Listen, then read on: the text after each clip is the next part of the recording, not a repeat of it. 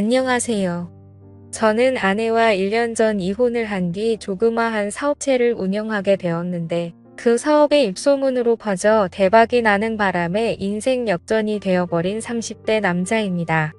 아내는 제가 사업만 하면 망해버리니 저하고는 못 살겠다고 매일 저를 들들 볶다가 집에 안 들어오는 날이 점점 잦아지더니 다른 남자와 바람이 나서 집을 나가버리고 말았습니다. 바람기 많은 여자인데다가 제가 힘들어할 때 곁에 있어주지 않으니 아내와 평생을 함께 하기 힘들다는 생각을 하고 있었을 때쯤 집을 나간 아내는 이혼 서류를 등기로 보냈더군요. 그렇게 아무 말도 없이 이혼 서류만 보냈길래 어이가 없었지만 그 서류에 도장을 찍어주고 아내와 허무하게 이혼을 하게 되었습니다. 바람나서 도망간 아내는 이혼한 지 1년이 지났을 무렵 제가 대박이 났다는 소문을 들었는지 어느 날 아내는 저에게 만나자고 전화가 오더군요. 아내를 만나러 나가보니 그 예뻤던 모습은 사라지고 완전 노숙자가 다 되어 있었습니다. 제비족 같은 양아치를 만나 제가 줬던 돈도 다 빼앗기다시피 하고 이 남자 저 남자 만나다가 한 남자의 아이를 갖게 되었는데 믿었던 남자는 알고 보니 유부남이었고 뱃속의 아이는 못 키우겠다고 도망갔다고 하더라고요. 그동안 저한테 바람 피웠던 것을 용서해달라며 다시 받아달라고 사정을 했지만 아무리 생각해도 받아줄 수 없기에 아내에게 미안하지만 그건 절대 안 될 것 같고 뱃속에 아이가 없다면 이 자리에서 일어나고 싶지만 아이가 있으니 조그마한 아파트와 아이 낳고 일하기 전까지만 쓸 수 있을 정도의 돈만 주겠다고 말을 해주었습니다. 그 말을 들은 아내는 당신같이 착하고 다른 사람을 배려할 줄 아는 남자가 없는데 왜 내가 한순간의 실수로 그랬는지 모르겠다며 눈물을 흘리더군요. 아내에게 할 수 있는 도리는 다 했으니 더 이상 찾아오지 말라고 말을 해주었고 집으로 돌아왔습니다. 아내에게 아직 화가 풀리지 않은 것도 있지만 제 마음속에는 다른 여자가 이미 들어와 있기 때문인지도 모르겠어요. 저희 집 앞집에는 초등학교 1학년 정도 돼 보이는 아이를 한 명 데리고 사는 예쁜 여자가 살고 있는데 그 여자는 정확하게는 모르지만 30대 초반 정도 돼 보였고 제 눈에는 빼어난 미모를 자랑하고 있었으며 베이글여 스타일에다가 약간 요염한 눈빛을 가진 여자였습니다. 남편과 같이 살고 있는 것 같지는 않았고 간혹 그 집에는 남자들이 몇 번 왔다 갔다 하는 걸 본 적이 있긴 한데 정확히 누군지는 모르겠더라고요. 약간 베일에 쌓인 앞집 여자입니다. 저는 앞집 여자 생각에 잠 못 이룬 날들이 점점 많아졌고 그 여자 생각만 하면 저는 아무것도 할 수 없을 만큼 정신을 차릴 수가 없을 정도예요. 저는 그 여자에게 가까이 다가가기 위해 혼자만의 작전을 짜기 시작했습니다. 최대한 그 여자와 자주 마주치기 위해 앞집 여자가 자주 나오는 시간을 체크해 두기 시작했고 아이가 등하원할 때 학원 갈 때 매일 그렇게 나오는 시간이 5번 정도 되는 것 같았어요. 일부러 앞집 여자와 마주치기 위해 그 시간에 딱 맞춰서 집을 나와 인사를 하였고 쓰레기 버릴 때는 문 여는 소리가 들리는 걸 확인한 다음 자연스럽게 나와 무거워 보인다며 들어주기도 하며 살짝 손을 스치기도 했습니다. 한 달 정도 통계를 내보니 앞집 여자와 100번 정도 마주치게 되었고 유염한 앞집 여자는 제 작전을 눈치챈 듯 은근슬쩍 저를 보며 그걸 즐기는 것 같았어요. 앞집 여자는 잘생기고 친절한 제 모습에 조금씩 반응을 보이기 시작했고 어느 날 저에게 저기 제가 착각한 거라면 죄송한데 아무리 봐도 일부러 저 나올 때 맞춰서 나오시는 것 같은데 맞죠? 예전에는 여기 사람이 사는 게 맞나 싶을 정도로 얼굴 뵙기 힘들었는데 요 근래에는 아들 등하원 시간도 그렇고 지금도 이렇게 제가 나올 때마다 얼굴도 좀 폭폭 찍으시잖아요. 일부러 저 나오는 시간에 맞춰서 나오시는 거죠. 그쵸? 라고 말을 하는 겁니다. 정말 부끄럽고 창피해서 얼굴이 화끈거리더군요. 어차피 들킨 거 저는 더 이상 숨길 필요가 없다는 생각이 들었고, 네. 너무 예쁘셔서 친해지고 싶었어요. 그러다 보면 연락처도 주고받을 수 있을 테고 왠지 저랑 이야기 코드가 잘 맞을 것 같아서 친해지다 보면 술 친구도 할 수 있고 하고 말을 해주었습니다. 그 여자는 웃으면서 본인은 눈이 높은 여자라서 아무하고 안 만나는 데다가 말도 잘 안 섞는데 제 얼굴이 잘생긴 편이고 거짓말도 안 하고 솔직하게 말해줘서 재미있다며 저에 대해 더 알아보고 싶다고 하는 겁니다. 웃는 모습은 처음 봐서인지 너무 예뻐 보였고 저도 모르게 넋을 놓고 쳐다보고 말았습니다. 다시 정신 차리고 이름을 물어보았고 턱 빠지겠어요. 앙 하고 담으세요. 저 원래 제 이름 다른 사람들한테 잘 안 알려주는데 김미라예요. 왠지 저보다는 나이가 많으신 것 같은데 편하게 지낼 거면 오빠라고 불러도 되죠? 하고 거침없이 저에게 말을 했습니다. 얼굴도 예쁜데 성격도 시원시원해서 좋더군요. 저 역시 강민준이라는 이름을 알려주었는데 갑자기 미라 씨는 제 손에 있던 핸드폰을 가져가더니 자기 번호를 저장하는 겁니다. 그러면서 몰래 훔쳐보지 말고 당당하게 연락하고 싶으면 연락하라고 말을 해주었고 거침없는 미라 씨의 말 한마디에 제 심장은 혼자 마구 뛰고 있었습니다.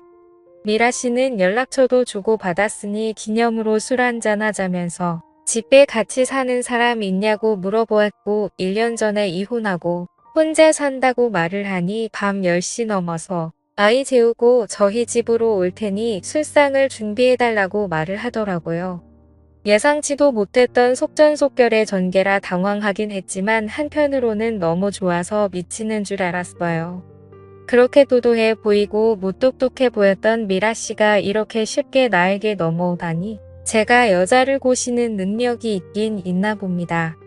집으로 들어와 떨리는 마음을 진정시켰지만 미라 씨가 오기로 한 그 시간까지는 아무 일도 할 수 없었고 오직 앞둔 여자 김미라 생각뿐이었습니다.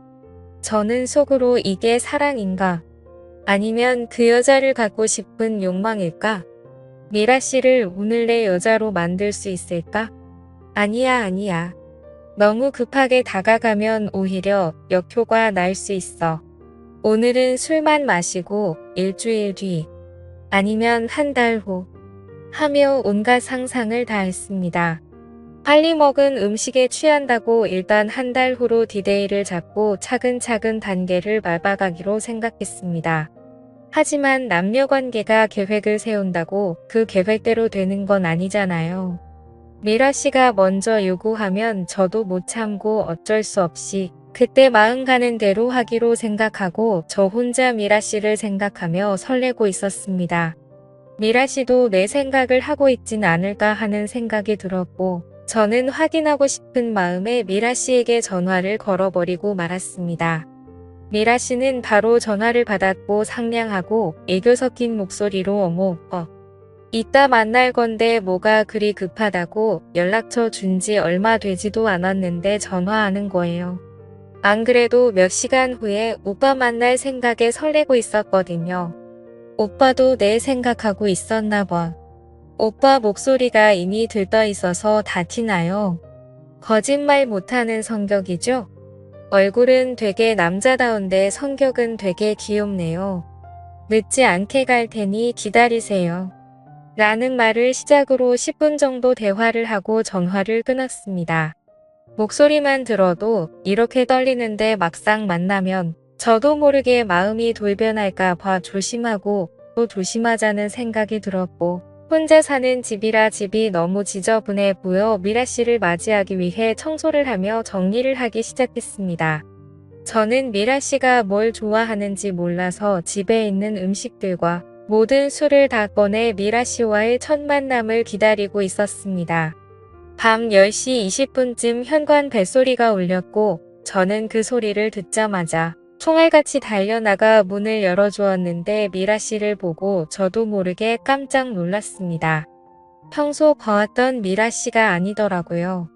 검은색 짧은 원피스 차림이었는데 쭉 뻗은 각선미는 상상을 초월할 만큼 아름다웠고 평소에는 늘 헐렁한 바지를 입고 다녀서 몰랐는데 그렇게 예쁜 모습을 가진 여자인지는 몰랐거든요.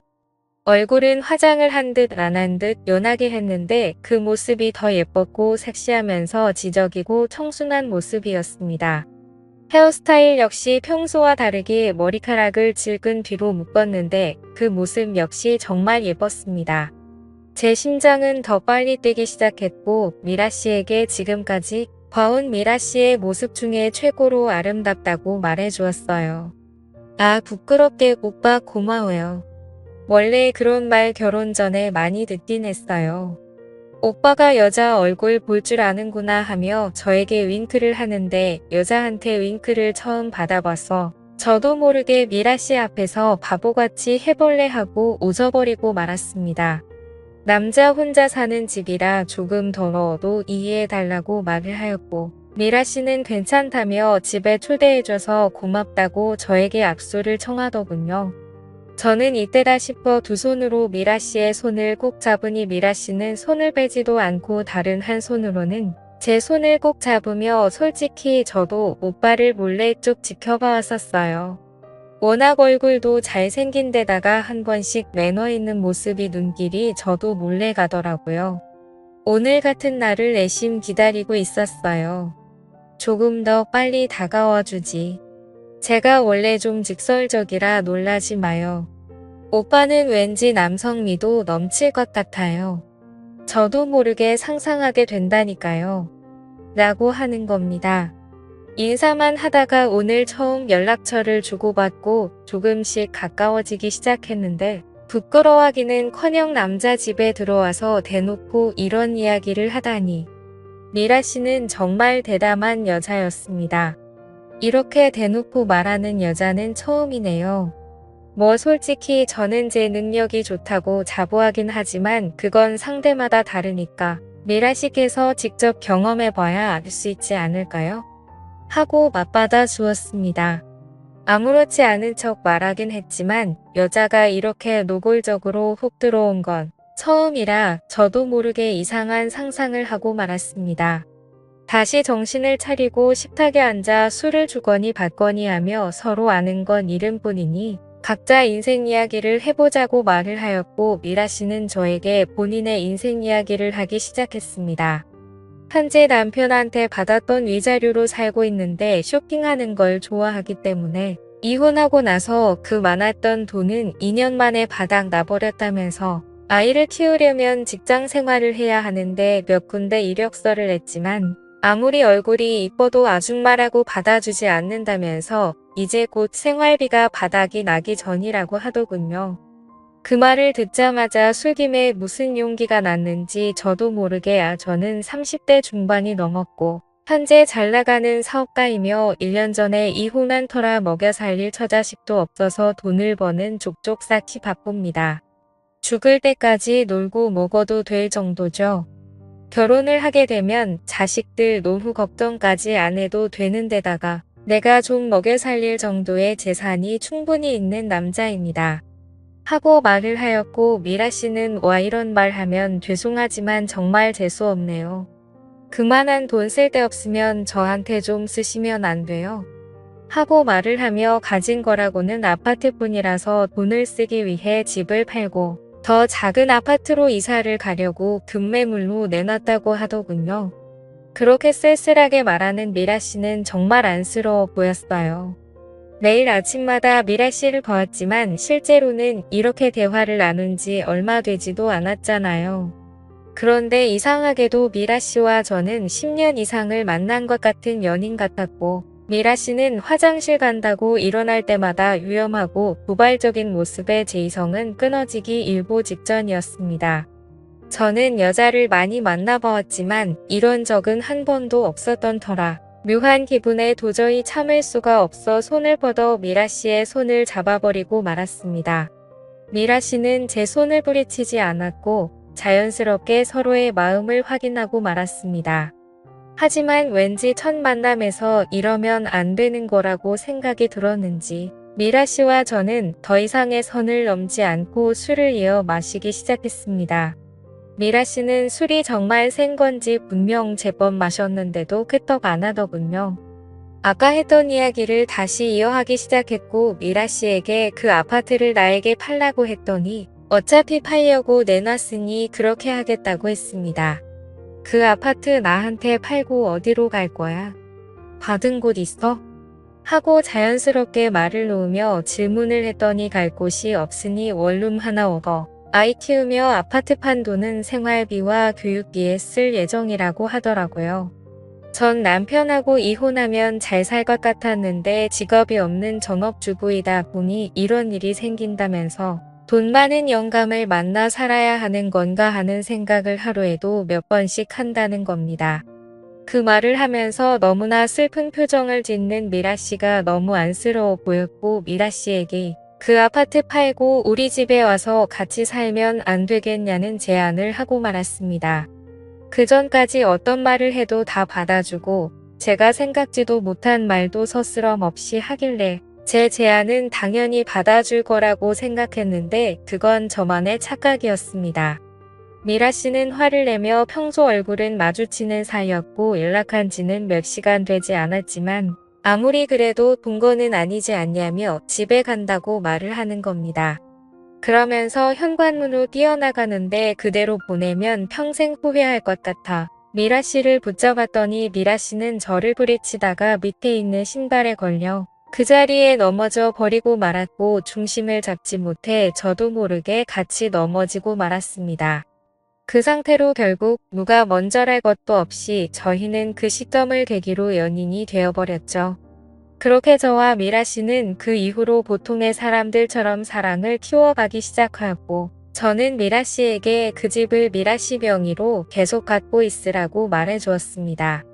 미라 씨가 쓰는 생활비는 따로 원하는 대로 주기로 하였으며 아이도 잘 키울 수 있게 책임질 테니 걱정하지 말라고 했어요. 미라는 제게 자기가 남자를 잘 본 것 같다며 고맙다고 울먹이더군요. 그렇게 서로의 사랑을 키워가던 중 어느 날이었습니다. 미라에게 전화를 했더니 오늘은 자신의 아이가 앞동네 사는 이모 집에 간다고 말을 해주었고 오늘 밤엔 거기서 자고 올 예정이라 집에 아무도 없다면서 자기 집으로 건너오라고 말을 하더군요. 사랑하는 사람이 바로 앞집에 살고 있으니 눈치 볼 것도 없이 왔다 갔다 하기가 너무 좋았어요. 미라 집으로 갔더니 벌써 점심 식사 준비를 다 해놨는지 제가 좋아하는 김치찌개가 보글보글 끓고 있더군요. 김치찌개 좋아하는 거 어떻게 알았냐고 하니 저번에 집에 갔을 때 냉장고 속을 잠깐 봤더니 인스턴트 식품 중에 반 이상이 김치찌개인 걸 보고 알았다고 말을 해주었습니다. 그러면서 숟가락으로 찌개를 떠서 제 입속으로 넣어주는데 그 김치찌개 맛이 너무 맛있는 겁니다. 와, 이거 진짜 맛있다. 이거 평소 나한테 끓여줄 수 있어? 하고 말을 하니 이거 되게 비싼데 한번 생각해 볼게요 하며 장난스럽게 일부러 튕기더라고요. 그 모습은 제가 원했던 결혼 생활이었던 터라 저도 모르게 입가에 미소가 번졌습니다. 그렇게 미라와 행복한 시간을 보내고서는 저는 문득 궁금해서 물어보았죠. 근데 한 번씩 이 집에 남자들이 왔다 갔다 하던데 그 사람들 누구야? 라고 물어보니 전 남편과 시동생이라고 말을 해주었고 보는 눈이 많으니 오지 말라고 해도 아이를 핑계로 자주 온다고 말을 하더라고요. 그러면서 시동생은 여자를 좋아하고 여자를 밝히는 사람이라 전 형수인 미라에게 자신과 만날 것을 요구하며 생활비를 넉넉히 준다고 했다는 겁니다. 하지만 미라는 시동생이 마음에 안 들어 계속 거절하고 있다면서 정말 안 왔으면 좋겠다고 말을 했습니다. 여자 혼자 사니까 이혼녀라고 시동생까지 찾아와 무시한다며 울먹이며 말을 했고 며칠 전에는 시동생이 또 찾아와 미라에게 들이댔는데 아들이 학원에서 돌아오는 바람에 가버렸다면서 생활비가 없다는 이유보다는 시동생 때문이라도 더 이사가고 싶은 마음이 크다고 말을 하더라고요. 미라의 말에 왠지 시동생한테 무슨 약점을 잡힌 것 같다는 느낌이 들었고 이상하게 그 시동생하고 무슨 일이 있었을 거라는 생각이 들기 시작했습니다. 행여나 또 찾아오면 바로 저희 집으로 오라고 말을 해주었고 그렇게 미라와 매일 하루에도 몇 번씩 서로의 집을 오가며 서로가 사랑을 키워가게 되었습니다. 어느 날 미라와 만난 지 3개월이 지났을 무렵 누군가 다급하게 현관벨을 누르고 문을 두드리는 소리가 들렸고 인터폰을 확인해 보니 미라인 겁니다. 재빨리 문을 열어주니 미라 집에 어떤 남자가 반바지 차림으로 서 있더니 방으로 뛰어들어가는 겁니다. 저는 문을 닫고 제품에 안겨 울고 있는 미라를 달래주었고 그렇게 10분 정도 지났을 무렵 미라는 울음을 그치고 갑자기 술장에 있던 양주를 꺼내더니 병채로 마시기 시작하는 겁니다. 이제 숨길 것도 없고 오빠한테 사실대로 전부 다 말할게. 내가 전에 했던 시동생 관련된 말들은 전부 거짓말이야. 사실은 결혼 중에 시동생이랑 술을 마시다가 술에 너무 취해버려서 원치 않게 실수를 해버렸다고 하더군요. 그리고 시동생은 그걸 약점으로 잡고 지금까지 이혼한 몇 년 동안 계속 나한테 만남을 요구하면서 괴롭히고 있다고 했습니다. 전 남편이랑 사이가 정말 좋았는데 시동생이랑 바람을 피우다 들켜버려서 결국 이혼하게 된 거라고 말이죠. 계속 친정에 알리겠다고 일주일에 서너 번은 찾아와서 요구하는데 전 남편한테 아무리 말해도 시동생은 뭐라고 구슬렸는지 듣지도 않는답니다. 그러고는 저는 자신의 말을 믿어줄 것 같아서 솔직하게 말하는 거라면서 미안하다고 하더군요. 미라의 말을 들은 저는 화가 치밀어 올랐습니다.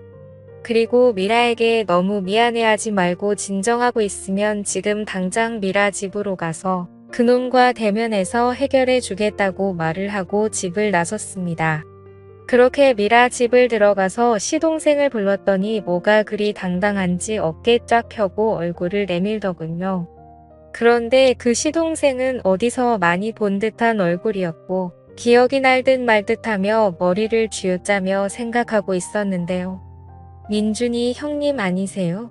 저요 저 철민이. 하고 저에게 인사를 건네는 겁니다. 알고 보니 중학교 후배였고 국문회에서 몇 번 봤던 여성인 겁니다. 저는 철민이에게 미라랑 2달 후에 결혼할 계획이니 이제 그만 네 형수 괴롭히지 말고 좋게 말할 때 주변에 얼쩡거리지도 말라고 말을 했습니다. 그러자 철민이는 형수도 좋아해서 그런 건 줄 알았다며 정말 죄송하다고 저에게 연신 사과를 하며 형수에게 사과하고 싶다고 말을 하더군요. 철민이는 미라를 보자마자 무릎을 꿇고 수없이 용서를 빌었고 뺨을 때리고 발길질을 하며 열심히 때릴 줄 알았던 미라는 동서와 아이랑 행복하게 잘 살라며 다시는 그런 나쁜 짓 하지 말라고 말을 하곤 철민이를 돌려보내더군요. 근데 뭔가 이렇게 말도 안 되게 후배를 갑작스럽게 만난 것도 이상하고 미라가 이렇게 아무렇지 않게 넘어가는 모습이 뭔가 석연치가 않았습니다. 이게 바로 며칠 전 일인데 뭔가 찜찜한 마음이 영 가시질 않네요. 그 후배 녀석도 제가 사업에 성공했다란 건 잘 아는 상태였었거든요. 그래서 돈 때문에 혹시 의도적으로 접근한 건 아닌가 하는 생각이 듭니다. 제가 어떻게 하면 좋을까요? 미라를 믿고 지금처럼 결혼을 밀어붙여도 될지 고민이 되네요. 현명한 조언 댓글 부탁드립니다. 감사합니다.